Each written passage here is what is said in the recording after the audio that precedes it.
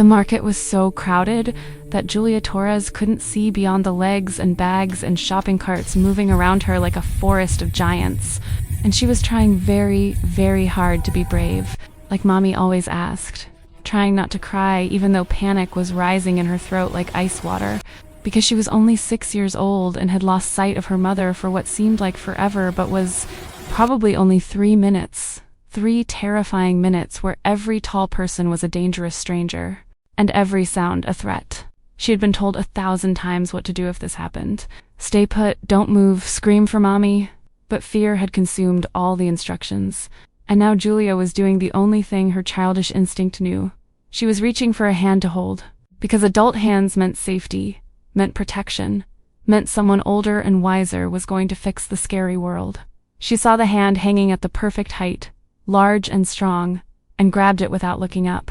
Because she didn't need to look, it was obviously her mother. It had to be, and the relief that flooded her small body was so intense she almost collapsed right there. "Mommy," she said, her voice trembling, "I lost you. I was so scared. I didn't know where you were." But the voice that answered wasn't a woman's voice, wasn't her mother's. It was masculine and deep, and carried an authority that made Julia freeze completely. "I'm not your mother," the man said, and there was something strange in his tone, surprise perhaps, or confusion, or something Julia was too young to identify as reluctant tenderness. Julia looked up slowly, with the kind of fear children feel when they realize they've made a terrible mistake, and saw a tall man in a black suit that looked like it cost more than the apartment she lived in, with dark hair slicked back, and eyes that were almost black and studying her with an intensity that should have been terrifying but somehow wasn't, not completely. He had a small scar above his left eyebrow, and his hands, the hand Julia was holding, had scars on the knuckles like the ones Julia saw in movies when people hit hard things repeatedly. "I'm sorry," Julia whispered, dropping her hand as if burned, taking a step back. I thought you were my mother. I didn't mean to. I was just lost and scared," and her voice cracked because tears were coming now, all the pent-up fear finally spilling over, and she was just a small child lost in a place too big with too many people, and none of them were her mother.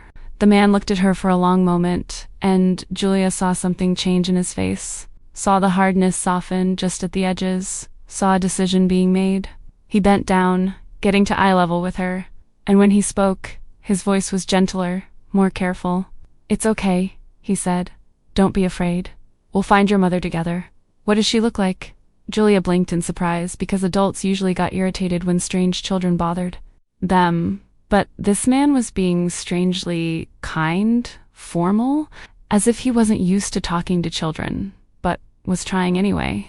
"She has long brown hair," Julia said, wiping her nose with the back of her hand, "and she's wearing a blue dress, and she was carrying shopping bags because we came to buy things for dinner. And she's probably really worried because I promised I'd stay close and I didn't. And now she'll think I got lost and you got lost," the man pointed out. But there was almost a smile in his eyes. "But now you're found. So let's find her before she gets even more worried." He extended his hand again, this time deliberately, offering rather than being grabbed, and Julia hesitated only a second before accepting it because his eyes were kind beneath that frightening seriousness. And when her small fingers disappeared into his palm, she felt a sense of security she hadn't expected. A sense that perhaps holding the wrong hand had been strange luck disguised as a mistake. The man guided her through the crowd with an ease Julia envied, people instinctively parting ways for him as if they sensed something about him that demanded respect or fear, or both. He was tall enough to see over people's heads, and his eyes scanned the fair with the precision of someone accustomed to finding things, looking for threats, assessing situations quickly. "What's your name?" the man asked as they walked, and Julia noticed he kept her on the inside, between him and the tents, shielding her from the crowd without making a fuss about it. "Julia," she replied. "Julia Torres. I'm 6. I'll be 7 in 2 months. And what's your name?" The man hesitated, only a fraction of a second, but Julia noticed. "Alessandro," he finally said. "You can call me Alessandro. And how old are you?" Julia asked, with the blunt frankness children have before they learn about inappropriate questions. 34, Alessandro replied, and there was something amused in his voice now. "Much older than you." They walked for another 2 minutes. Julia chattering nervously about her school and her teacher and her goldfish named Bubble, who died last week, and she was so sad, and Alessandro listened silently, making appropriate sounds of recognition, and Julia thought he was strange in ways she didn't understand, but also kind in ways that mattered more. And then she heard it, the most beautiful sound in the world, her mother crying her name with obvious desperation, and Julia turned and saw Camila, running toward them, face pale with fear, eyes red as if she had been crying or was about to, and Julia let go of Alessandro's hand and ran into her mother's arms. "Mommy!" Julia cried, throwing herself into the embrace that immediately enveloped her, feeling familiar hands checking to make sure she was whole, unharmed, safe. "I'm so sorry. I turned around for a second and you were gone. And I was so scared, I didn't know where you were." "It's okay," Camila whispered, holding her daughter as if she would never let go, kissing her hair, her cheeks, her hands. "It's okay, honey, you're safe now. It's okay." But when Camila looked up to thank the stranger who had brought her daughter back, when she truly looked at him, the words died in her throat, and the world tilted dangerously, because she knew that face, not personally, but from the headlines, from the newspapers, from the news stories that spoke in hushed tones about organized crime and disputed territories, and the name that made people lower their voices. Alessandro Dante, the most powerful mafia boss in the city. The man who had allegedly ordered dozens of deaths. The monster in an expensive suit who stood before her, holding her daughter's small hand as if it were the most natural thing in the world. And Camila felt absolute terror mixed with confused gratitude because this dangerous man had protected Julia, had been kind to her, had brought her back safely when he could have done anything terrible that Camila's mind didn't want to contemplate. "Thank you," Camila managed, her voice weaker than she intended, "for bringing her back. I was so scared, and you." Alessandro studied her with the same intensity he'd used with Julia, and Camila felt as if she were being dissected, catalogued, evaluated in ways that made her want to hide and present herself at the same time. "She held on to my hand," Alessandro said simply. "She thought I was you. I just brought her back to where she belongs." He looked at Julia one last time, and something passed over his face, something soft that didn't match his reputation. "Stay close to your mother, little Julia. The world is big and scary when you're alone." And then he turned to leave. And Julia, with the impulsiveness of children who don't understand appropriate fear of dangerous strangers, shouted, "Thank you, Mr. Alessandro. You're a hero." Alessandro stopped, looked back, and for the first time Camila saw something that might have been a smile, small and reluctant, but real. "I'm not a hero," he said, more to himself than to Julia, "but maybe for today I can pretend to be." And then he disappeared into the crowd, leaving Camila holding Julia and trying to process what had just happened, trying to understand why the most dangerous man in town had been kind to her daughter, trying to ignore the fact that when their eyes met, there was something there, something impossible, something that shouldn't exist between a single mother struggling to survive and a criminal living in a completely different world. But what neither of them knew, what Camila couldn't have predicted as she walked Julia home and tried to forget those dark eyes, was that Alessandro Dante didn't forget faces, especially not faces that made him feel anything other than empty, and that Julia Torres had held not the wrong hand, but perhaps the only right hand at the wrongest possible time, and that this had started something neither of them could stop, even if they wanted to, something that would change lives in ways that love and danger always change lives when they collide. Camila Torres was 29 and felt like she'd lived 100. Each year marked by a struggle to keep her head above water, to give Julia the life she herself never had, to be both mother and father, and all the support a child needed when the world conspired against families like theirs. She worked 2 jobs, waitressing during the day and cleaning offices at night, sleeping maybe 5 hours when she was lucky, surviving on instant coffee and sheer willpower. Because giving up wasn't an option when you had a 6-year-old daughter who believed you could fix anything, that you were a superhero even when you could barely pay rent. Their apartment was tiny, a 1-bedroom apartment in a building that should have been condemned years ago, with plumbing that made frightening noises and heating that only worked when it wanted, and neighbors who shouted through thin walls about problems Camila understood all too well. But it was theirs. It was home. It was the place where Julia drew on the old refrigerator and watched cartoons on the TV Camila had bought used, and where they made dinner together on the rare days when Camilla wasn't too exhausted to cook. It was far from perfect, but it was the life Camilla had built alone after Julia's father disappeared before she was even born, and there was pride in that even when there was also overwhelming exhaustion. For 3 days. After the incident at the fair, Camilla couldn't stop thinking about Alessandro Dante. How he'd been kind to Julia in ways that contradicted everything she knew about him from the news. How his eyes had been hard but not cruel when they'd looked at her. How she'd felt something she definitely shouldn't have felt when their gazes met. It was ridiculous. It was dangerous. It was the stupid fantasy of a lonely woman who was confusing gratitude for her daughter's protection with attraction. But Camilla couldn't erase the memory of his large hand holding Julia's small one with surprising care, of his deep voice speaking with a patience that criminals supposedly lacked. And then strange things started happening. First, it was Camilla's electricity bill, which was 2 months overdue, and the company had threatened to cut off. Suddenly, it was paid, with the system showing an anonymous payment that covered not only the overdue amount, but the next 6 months. Camilla called the company 3 times, trying to understand the error, but they insisted there was no mistake, that someone had made the payment in her name, and it was legitimate. Then it was Julia's school, where Camilla owed 3 months of tuition and was about to have to remove her daughter, and place her in a public school with overcrowded classrooms. Suddenly, the debt was zeroed, and the administration said an anonymous donor had established a fund to cover Julia's education for the next 5 years. Camilla knew. She knew. With terrible certainty. Who was doing this? Who had the resources and reason, and apparently enough guilt to interfere in her life in ways that should have been a blessing but felt like a threat because nothing in the world was free, especially not favors from dangerous men. And now she was indebted to Alessandro Dante in ways she didn't know how to repay, in ways that terrified her because of what he would want in return, what the price of this unsolicited generosity would be. She tried to figure out how to contact him, how to thank him, and refuse at the same time. But men like Alessandro Dante weren't listed in the phone book, didn't have public addresses, existed in a parallel world that only touched hers at specific moments, usually involving violence or fear. But then he showed up again, 3 weeks after the incident at the fair.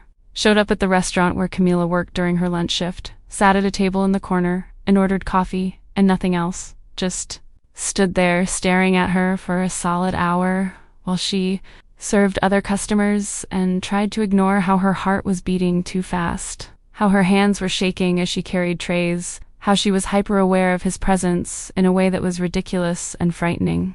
When her shift finally ended, as she was leaving through the back door because she couldn't bring herself to walk past the front where he was, she found him leaning against the alley wall, waiting, and Camilla knew a conversation was inevitable. "Why are you doing this?" she asked without preamble, without pleasantries, because she was too tired for games. Bills paid, school, everything.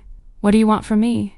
Alessandro studied her with those unreadable eyes, and Camilla forced herself to maintain eye contact even as every instinct screamed to lower her head, to make herself small, to not challenge the predator. "I don't want anything," Alessandro finally said.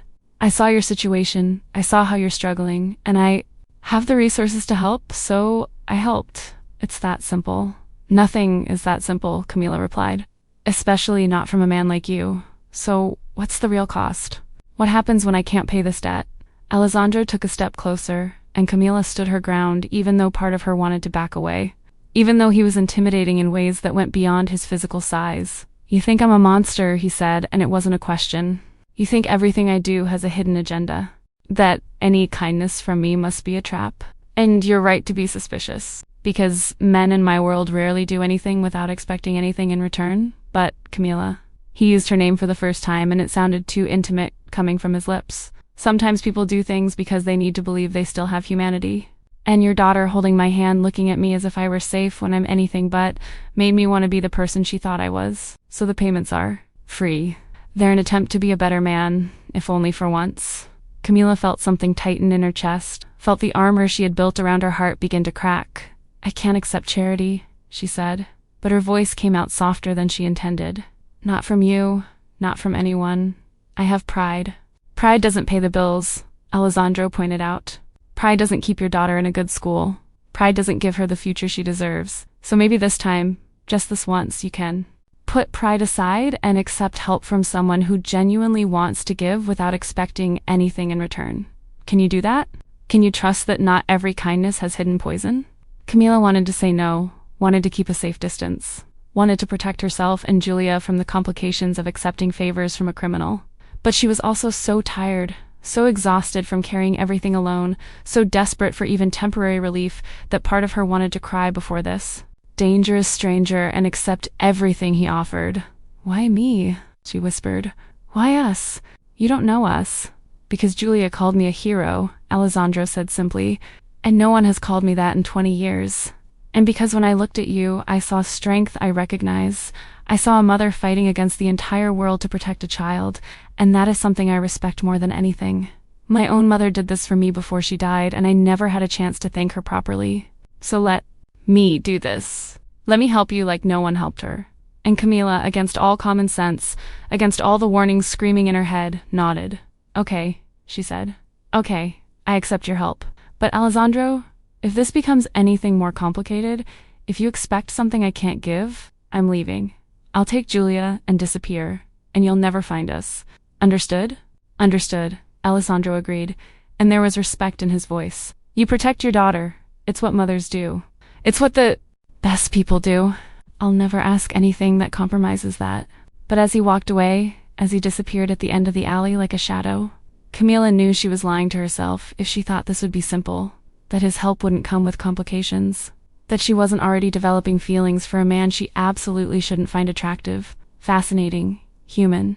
Julia had held the wrong hand and somehow made everything right and wrong simultaneously, had connected a struggling single mother and a criminal boss in ways that didn't make sense but were undeniable. And 3 blocks back, Alessandro Dante sat in an armored car and admitted to himself what he'd been denying. He wasn't helping Camila and Julia out of altruism. He was helping because 20 minutes of holding a lost child's hand had awakened something he thought he'd killed years ago, something dangerous called hope that he could be more than a monster, that perhaps redemption was possible through small acts of kindness, that perhaps a beautiful mother with tired eyes and a daughter who called him a hero were a chance to be human again. But hope in his world was vulnerability, and vulnerability was a target, and he had just painted a target on Camila and Julia without them knowing, and now he needed to figure out how to protect them from the consequences of his own selfish generosity. Alessandro Dante built an empire through 3 absolute principles: never trust anyone completely, never show weakness publicly, and never let emotions dictate business decisions. These rules had kept him alive for 20 years in a world where less careful men died young, where a moment of vulnerability was an invitation to betrayal, where love was a luxury that cost more than most were willing to pay. He had seen allies destroyed by wives who turned informant, seen rival bosses fall because they put family before empire, seen that in the end everyone had a price and everyone eventually betrayed when the pressure was enough. So Alessandro had deliberately built a life without significant emotional attachments. There were women, of course, transactional relationships where both parties understood the rules, where sex was physical, not emotional, where no one pretended love was involved. There were business associates he respected but didn't trust, purchase loyalties that lasted as long as the paycheck continued. There was even distant family he supported financially, but kept at an emotional distance because closeness meant vulnerability, and vulnerability was unacceptable. He had accepted years ago that he would die alone, that loneliness was the price of power, that men like him didn't have happy endings, only violent or lonely ones. But then Julia Torres held his hand and called him a hero with a sincerity no 6-year-old could fake. And something had cracked in Alessandro's carefully constructed armor. Something small but significant, a crack through which light entered and revealed how much darkness he had been living. And Camila, with her weary but determined eyes, with the obvious strength that came from years of surviving alone, with a fierce love for her daughter that shone through in every movement, had made that crack worse, had made Alessandro question for the first time in decades whether the path he had chosen was the only possible one, or just the one that seemed safe. Alessandro began finding excuses to see them, not obviously, not in a way that would expose his growing obsession, but through carefully orchestrated coincidences. He ate at the restaurant where Camila worked often enough to become a regular, but not so often as to seem stalkerish, always sitting in her section, always leaving absurd tips that she tried to refuse, but he insisted. He sponsored events at Julia's school anonymously, but always showed up in person to see her at performances and festivals, staying in the background but always there, always watching. He had men, discreetly watching them, not because he suspected them, but because the fear of something happening to them was becoming obsessive. And the more he observed, the more fascinated he became. Camila was unlike any woman he'd ever met, unimpressed by his power, not trying to use her connection to her advantage, genuinely just trying to live life and raise her daughter as best she could. She was funny in ways he hadn't expected, had a laugh that lit up her tired face, had infinite patience with Julia. Even when obviously exhausted, had kindness with rude customers that tested the limits of civility. She read books during breaks at work, always worn library paperbacks because she couldn't afford new ones, always fiction that transported her to other worlds, and Alessandro found himself wanting to ask about them, wanting to know which worlds she preferred to theirs, wanting to understand every layer of this woman who had become an unplanned obsession. It was during one of these regular lunches that Alessandro overheard a conversation that changed everything. Camila was talking to a coworker about a problem in her apartment, burst pipes that the landlord refused to fix, the threat of eviction if she complained to the authorities, the impossible dilemma of living in unacceptable conditions or risking losing her home completely. Alessandro felt anger rising, anger at the landlord exploiting a vulnerable tenant, anger at the system that allowed this, anger at the fact that Camila was suffering when he had the resources to fix everything with a phone call. He controlled himself during lunch, but after she left, he made the call. Not to directly help what she could refuse, but to buy the entire damn building anonymously through shell corporations that couldn't be traced back to him. And then hire a decent manager with explicit instructions to fix everything immediately and never ever threaten tenants with eviction for legitimate complaints. But the universe had a cruel sense of humor because the next day, Alessandro learned through his informants that a rival named Marcello was asking questions about him, specifically about changes in his behavior, where he spent time, and whether he had developed exploitable weaknesses. And when he investigated further, he discovered that Marcello already knew about Camila and Julia, had already photographed them, and was already calculating how to use their connection to Alessandro to gain an advantage in the escalating turf war. The threat was real and immediate, and entirely Alessandro's fault because he had been careless, had let feelings cloud judgment, and had exposed innocent people to danger by failing to maintain proper distance. Alessandro called a meeting with his lieutenants, trusted men who had served him for years, and understood how he operated. He explained the situation with rare candor, admitted he had developed an attachment to civilians, acknowledged this as a vulnerability, and asked for advice on how to proceed. Most suggested cutting off contact completely, leaving Camila and Julia behind before Marcello could use them. Some suggested killing Marcello preemptively, eliminating the threat before it materialized. But Antonio, his oldest and wisest lieutenant, suggested a third option, bringing Camila and Julia completely under his protection, making it obvious that any attack on them would be a declaration of war, and using force as a deterrent. "This requires me to publicly admit they matter," Alessandro said. "And you know what that means? It means a permanent target on their backs. It means the loss of privacy, of normalcy, of everything that makes their lives bearable. How can I do that? How can I destroy their lives by my inability to keep my distance?" "You already did that," Antonio pointed out gently. "The moment Marcello found out, the moment you started helping them, you brought them into your world. The only choice now is between open protection or leaving them vulnerable while pretending you're not involved. And boss," he used a term he rarely used, "you've never been a coward. Don't start now." Alessandro made a decision. He called a meeting with Marcello, not a secret meeting, but a public meeting with witnesses and a ritual that made agreements binding in their world. He declared that Camila and Julia Torres were under his personal protection, that any action against them would be considered a direct attack on him, that he was willing to go to all-out war if necessary to keep them safe. Marcello listened with an unreadable expression, then smiled a cold smile that didn't reach his eyes. "You've become weak, Dante," he said. "Domestic, protector of a single mother and child who are nothing to you. Your allies will question the leadership of a man who put civilians before the empire." Alessandro leaned forward, his voice deadly calm.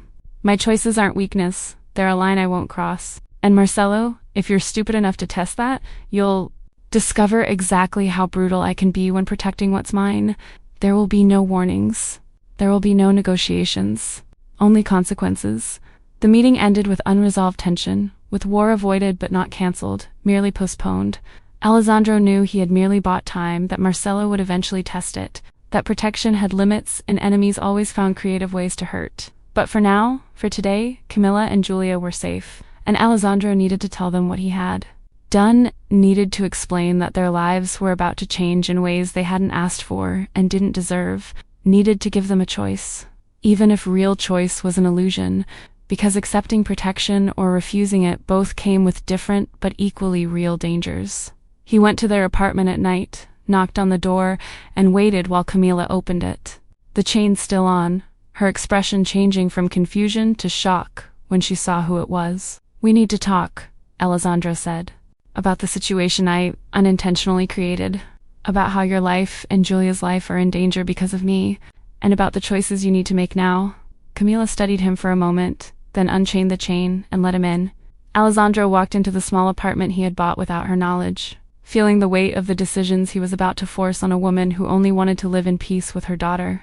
He knew that no matter how much he tried to convince himself he was doing this for their own good, the truth was he was being selfish. He was keeping them close because he couldn't bear the thought of losing them, and that made him no better than the men he exploited. Only more dangerous because he came wrapped in protection and called selfishness care. Camilla sat on a worn sofa with Giulia sleeping in the next room and listened to Alessandro Dante explain that her life was in danger, that a man named Marcello had decided she was an exploitable vulnerability, that her existence had become a pawn in a game she hadn't asked to play, and each word was a knife turning in her stomach because she knew, always knew, that accepting his help would come with a price, that nothing in the world was free, especially not favors from dangerous men. But Alessandro kept talking, explaining that he had already declared protection, that he had painted an even bigger target on their backs by making her importance public, that the only way to keep them safe now was to integrate them fully into his world with guards and surveillance and the loss of privacy and normalcy. "You had no right," Camilla said when he finished, her voice trembling with a mix of anger and fear. "You had no right to make these decisions for us, to drag us into your world without permission, to target Giulia because of your inability to keep your distance." Alessandro didn't back down, didn't try to soften the truth. "I know," he said simply. "I had no right. I was selfish and careless, and now you're paying the price for my weakness. And I'm sorry, more than words can express. But Camilla, regret doesn't undo what's already been done. It doesn't make you safe again. So we need to deal with the reality I created, not with how things should be. What's the alternative?" Camilla asked, needing to know all the options, even though she suspected there were no good options, only degrees of terrible. "I can get you out of the city," Alessandro said. "New identities, a fresh start in a place where no one knows my name. Enough resources to rebuild a comfortable life without me in it. You'd be safe because you'd be irrelevant, no longer connected to me in a way that would make it worth the effort to hurt me through you." He paused. "Or you stay, accept protection.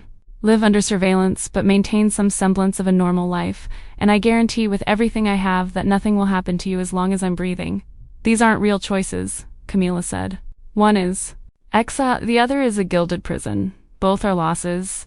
"I know," Alessandro admitted. "I hate that you have to choose. But Camilla," he leaned forward, hands tense, eyes intense. "If you stay, it's not just about safety. It's about," he hesitated, struggling for words, "it's about me wanting you in my life, not for protection, but because you've become important in ways I didn't expect, and I don't know how to live without knowing you're okay, that Giulia is laughing, that you're finally resting. I'm not asking for anything in return, just asking for the chance to be present. To be," he struggled for the right word, "to be what Giulia thought I was when she called me a hero." Camilla studied him. This dangerous man trying to be vulnerable, this criminal trying to be human, and felt her resistance begin to give way, because she understood what he didn't say, that he was alone too, that power didn't fill a void, that he was reaching for connection, even though he didn't know how to properly ask for it. "You need to understand something," she said finally. "I've made choices my entire life based on what was best for Giulia. I sacrificed my career, my relationships, my personal happiness to give her stability. And now you're asking me to compromise that stability, to willingly bring danger, To trust you to keep us safe when all logic tells me this is insane. I know what I'm asking, Alessandro said. And if you say no, I'll accept it. I'll arrange your exit, I'll secure resources, and I'll never try to contact you again. I swear to you. But Camila, if there's any chance, any possibility of you feeling what I suspect you're feeling, if there's anything between us beyond gratitude and fear, then I'm asking you to try. Let me prove I can make this work. Let me be a better man than I've always been. Let Julia continue to believe that heroes exist, and Camila, against all logic, against all common sense, realized that the answer was already formed, that part of her. That she had kept suppressed, wanted this, wanted him, wanted to believe in the possibility of love, even in impossible circumstances. Wanted Julia to have a father figure who loved her. Wanted to stop fighting alone against the whole world. Okay, she said, her voice small but firm. We stayed. We tried this. But Alessandro, the first time Julia was scared, the first time she felt she was in danger because of him, it was over. No second chances, no excuses. Protection is all or nothing. Everything. Alessandro promised, always everything. And then, without planning, without thinking of consequences, they closed the distance between them, and Alessandro kissed Camila with a gentleness that surprised them both, with a reverence that violent men rarely displayed, and Camila allowed herself to feel safe for the first moment in years. Allowed herself to believe that maybe, just maybe, holding the wrong hand at the market had been fate disguised as an accident. The following months were a strange adjustment. Discreet guards followed Camila to work, watched Julia's school, and checked their apartment before they entered. Alessandro visited regularly, always bringing dinner because he noticed Camila rarely cooked for herself, always staying to watch Julia draw or do her homework, always kind in an awkward way that revealed he had no experience being a normal person but was trying to learn. Julia loved it, started calling him Uncle Ale, clinging to him whenever she visited, and Alessandro melted every time. This man who ordered deaths and controlled an empire destroyed by a 6-year-old child asking him to read her bedtime stories. Camila fell in love. Not suddenly, not dramatically, but gradually and inevitably. Watching Alessandro be gentle with Julia, watching him try to understand a world so different from his own, seeing the vulnerability he showed only to them. They hadn't slept together yet. Alessandro respecting that she needed time, that trust was built, not demanded. But there was a growing intimacy in nighttime conversations after Julia fell asleep. In shared confidences, in casual touches that lasted longer than necessary, in looks that promised a future they both wanted but feared. But then, 3 months after the agreement, Marcello made a move. Not against Camila or Julia directly, because that would have been obvious, but against Alessandro's businesses. Burning down a warehouse, murdering a loyal lieutenant, declaring territory disputed. It was a test. To see if Alessandro was truly distracted by domestic life, if protecting civilians had made him weak. Alessandro responded with calculated brutality, systematically eliminating Marcello's operation, sending a clear message that he had not become weak, but had merely expanded what he was willing to destroy to protect. War was heating up, and no matter how careful Alessandro was, spillovers would eventually reach Camila and Julia, because that was how wars worked, consuming everything in their path. And one night Julia woke up screaming from a nightmare, dreaming of bad men taking her, and Camila held her daughter and saw fear that had never been there before, and knew that the promise she made to Alessandro was about to be tested in ways neither of them wanted, but both knew were inevitable. Because love in Alessandro's world had a price, and the price was always paid in fear, in constant vigilance, in Julia's childhood being stolen out of a need for protection, and Camila needed to decide if love was worth that cost, or if Julia's safety mattered more than Camila's heart that was screaming to stay even when her brain told her to run. Julia Torres was now 7 years old. Her birthday celebrated with a small party at school where Alessandro had appeared with a gift so expensive that Camila initially refused it until she saw Julia's face light up. The girl was growing up in a strange world where Uncle Ale was a constant presence, but there were always serious men in the shadows, where she couldn't tell her friends about life at home because mom said it was private, where normalcy was a flexible concept. But Julia was adaptable as children are, and to her, Alessandro wasn't a criminal. He was a kind man who read stories with funny voices and taught her chess and always remembered her favorite ice cream flavor and made her feel safe in ways her absent father never could. She didn't fully understand why mom would sometimes tense up when Uncle Ale arrived. Why? There were whispered conversations that stopped when she entered the room, why guards were always nearby even if they pretended not to be. For Julia, life was just different, and different wasn't necessarily bad. She had better clothes now, a better school, her apartment had no more broken pipes, and the heating always worked. Mom smiled more, laughed more, seemed less tired. And Julia loved Uncle Ale unconditionally, the way children do, without judging past or questioning profession, just seeing a man who was kind to her and made Mom happy. But the universe exacts a price for happiness, especially happiness built on a shaky foundation of forbidden love and dangerous protection. It happened on a Thursday after school, Julia leaving as usual, looking for the driver Alessandro had assigned to pick her up. But instead, seeing a different car with a smiling woman, saying that Uncle Ale had sent her to pick Julia up today because her usual driver was sick. Julia hesitated because Mom always told her never to go with strangers, but the woman knew her name, knew Alessandro's name, knew about the usual driver, so how could she be dangerous? Julia got into the car. When she realized her mistake, when she saw the woman's expression change from gentle to cold, when she felt a hand covering her mouth and the chemical smell turning the world hazy, it was too late to scream, too late to fight, too late to do anything except feel absolute terror before darkness consumed her. Consciousness. She woke in a dark room with her hands tied, her head aching, with fear so intense that she couldn't breathe at first. A man sat in a chair watching her, and when he spoke, his voice was frighteningly polite. "Hello, Julia," he said.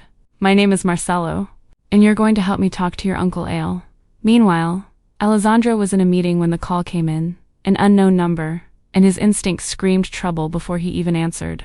When he heard Marcello's voice, when he heard Julia crying in the background, the world stopped spinning, and everything Alessandro was, all the violence he'd kept in check, all the brutality he'd learned to channel, surged in a red wave of fury so intense that the men around him instinctively backed away. "You touched the child," Alessandro said, his voice deadly calm, more terrifying than screams. "You crossed a line that not even my worst enemies cross. There is no negotiation here, Marcello. No deal. Only your death, slow and painful, serving as a warning to anyone who might think of doing the same." But Marcello laughed, confident of a temporary advantage. "Nice bravado, Dante, but the situation is simple. You want the girl alive, you give me Southern Territory and withdraw from port operations for 2 years. Do that, and she returned to her mother unharmed. Refuse, and, well, accidents happen to children all the time." Alessandro closed his eyes, forcing himself to think through the anger, through the fear he was feeling for the first time in decades. The visceral fear of losing a child who had become as important as his own life. He needed time to locate Julia. He needed to keep Marcello talking. He needed to keep Julia alive long enough for an impossible rescue. Camilla found out about the kidnapping when Alessandro called. His voice strained in ways she'd never heard before, and her world fell apart. She screamed, she cried, she blamed Alessandro and herself and felt every maternal instinct screaming. To do anything, sacrifice everything, to get Julia back. Alessandro showed up in person 30 minutes later, found Camilla devastated, pulled her into a tight embrace, and promised he would bring Julia back, no matter the cost, that he would destroy the entire world if necessary. But Camilla pulled away, looked at him with tear-red eyes, and said what they were both thinking. "This is your fault. Your life, your world, your enemies. I warned you that the first time Julia was in danger, it was over, and now she's kidnapped and could die. And it's because I was stupid enough to believe love outweighed danger." "I know," Alessandro said, his voice breaking. "I know it's my fault. I know I destroyed you with my selfishness. But Camilla, please, let me fix this. Let me bring our daughter back. And then you can go. You can hate me for the rest of your lives. But let me save her first." Camilla nodded, because what choice did she have? And Alessandro mobilized every resource he had, calling in favors, pressuring informants, using every illegal and violent method his reputation allowed to locate Julia before Marcello lost his temper or decided the girl was more useful dead as a permanent message. It took 18 hours of hell where Camilla didn't sleep, didn't eat, only prayed to God, half believing and half blaming. 18 hours where Alessandro was methodical and brutal, torturing information from Marcello's associates, burning operations until someone cracked and gave up their location. And when they finally found him, when the coordinates arrived, Alessandro went personally, because this was his debt, this was his mistake, and Julia needed to see that he was coming. that Uncle Ale had kept his promise to be a hero. The rescue was brief and bloody, with Alessandro and 8 men entering the warehouse where Julia was being held, eliminating guards with surgical precision. Alessandro personally killing Marcello with a hatred that transformed execution into something medieval, and then rushing to the room where Julia was tied up, still crying but alive, unharmed except for the trauma. Alessandro cut the ropes, scooped the girl up in his arms, and held her while she clutched his neck, crying that she was so scared, that she knew he would come, that Uncle Ale always saved her. And Alessandro cried too, silent tears wetting Julia's hair, promising that he would never, ever let anyone hurt her again. Camilla was waiting when they arrived, and the moment she saw Julia, she ran, snatched her daughter from Alessandro's arms, and held her as if she would never let go, checking every inch, kissing Julia's face, whispering "Thank you, God" over and over. Alessandro stood there watching the meeting that had been necessary, and when Camilla finally looked at him, gratitude and fury mingling in her eyes, he knew what decision was coming, what promise she would be held to. That saving Julia didn't erase the fact that she had been put in danger initially because of him. "I need you to leave," Camilla said, her voice firm despite her tears. "You saved her, and I'm eternally grateful, but I can't do this. I can't live in constant fear of the next time, the next enemy, of Julia paying the price for her world. Do you understand? Please tell me you understand." Alessandro nodded, feeling something break in his chest, but accepting it because it was fair, because Camilla was right, because love wasn't worth a child's life. "I understand," he said, "and you're right. I'll take care of it." But Julia interrupted him, pulling away from Camilla, looking between them with the confusion of a child who didn't understand adult complexities but understood emotions. "Why does Uncle Ale have to leave?" she asked. "He saved me. He's a hero. Why do we have to send him away?" And Camilla looked at her daughter, at Alessandro, and knew that the choice she thought was simple was actually impossible, because Julia loved him, because part of Camilla loved him, because sometimes love was too complicated for easy answers, and that no matter what she decided, someone was going to suffer. And that was the cruel injustice of loving a dangerous man in a dangerous world. 3 days after the rescue, Camilla still hadn't sent Alessandro away. She told herself it was because Julia needed stability, because she had been traumatized as a child, and removing Alessandro immediately would be an additional shock, because she was waiting for the right moment that never came. But a deeper truth she avoided examining was that she didn't want him to go, that despite everything, despite the danger and fear and almost losing Julia, part of her still loved this impossible man, still wanted to believe it could work if they were careful enough, lucky enough, strong enough. Alessandro understood he was on a trial period, that every day Camilla didn't send him away was a gift, not a guarantee, that he needed to prove not only that he could keep them safe, but that he deserved to be in their lives beyond protection. He made changes, big changes that his advisors questioned. He began transferring criminal operations to trusted lieutenants, actively distancing himself from the more violent aspects of his empire, focusing on legitimate businesses he had been neglecting. He reduced enemies through agreements and intimidation, creating a forced peace that made Camilla and Julia less attractive targets. And he spent time, real time, not just visits with them, learning routines, participating in normalcy, being present in ways a busy man rarely could. Julia was recovering, her nightmares subsiding, her smile returning, but something had changed in her too. She was more careful now, more aware of dangers, less naive about the world. She asked questions 7-year-olds shouldn't need to ask. "Uncle Ale, have you ever hurt people? Are you a bad man like the man who took me? Why do people want to hurt you?" Alessandro answered with careful honesty, never lying, but never giving too much detail, explaining that he had done wrong but was trying to be better, that the world was complicated and people weren't always entirely good or bad, just human, trying to survive as best they could. And Julia, with the wisdom of children who have known fear, said, "You're not bad, Uncle Ale. Bad people don't save other people. Bad people don't make mommy smile. You're just complicated, and complicated is okay." Those words, spoken with childlike simplicity, broke something in Alessandro, allowed him to believe that perhaps redemption wasn't about erasing the past, but about building a different future, about being the person Julia believed he was, even if he didn't deserve that belief yet. Camilla saw the transformation happening, saw Alessandro genuinely trying to change, and the armor around her heart finally crumbled completely. One night after Julia fell asleep, After months of tension and fear and unacknowledged love, Camila went to Alessandro, who was sitting on her couch reviewing business papers, and said, "I love you. I know I shouldn't. I know it's complicated and dangerous and probably stupid, but I love you. And I want to try to make this work. Really try. Not just survive in your world, but build a life together. Do you want that too? Or are you here just out of guilt and obligation?"